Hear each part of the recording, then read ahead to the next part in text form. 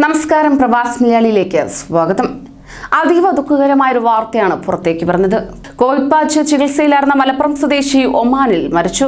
വളാഞ്ചേരി മൂർക്കനാട് പറപ്പുളത്ത് വീട്ടിൽ കുഞ്ഞുണ്ണീൻ മകൻ മുഹമ്മദ് അലി മുസ്ലിയാറാണ് വ്യാഴാഴ്ച രാത്രി മരണപ്പെട്ടത്.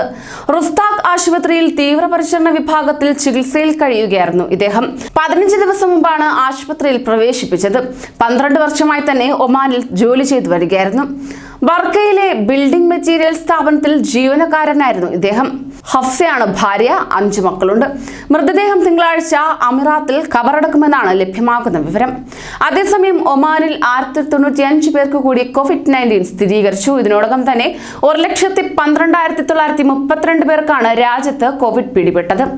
1329 പേർ കഴിഞ്ഞ 72 മണിക്കൂറിൽ ഒമാനിൽ രോഗമുക്തരായി. രോഗമുക്തി നേടിയവരുടെ ആകെ എണ്ണം 99,278 എത്തി നിൽക്കുകയാണ്. കോവിഡ് ബാധിച്ച് 27 പേർ കൂടി രാജ്യത്ത് മരണപ്പെട്ടുവെന്ന് ഒമാൻ ആരോഗ്യ മന്ത്രാലയത്തിന്റെ അറിയിപ്പിൽ വ്യക്തമാക്കുകയുണ്ടായി. ഇതോടെ രാജ്യത്ത് ആകെ 174 പേർ കോവിഡ് ബാധിച്ച് മരിച്ചു. കൂടുതൽ പ്രവാസി വാർത്തകൾക്കായി ഈ ചാനൽ സബ്സ്ക്രൈബ് ചെയ്യൂ.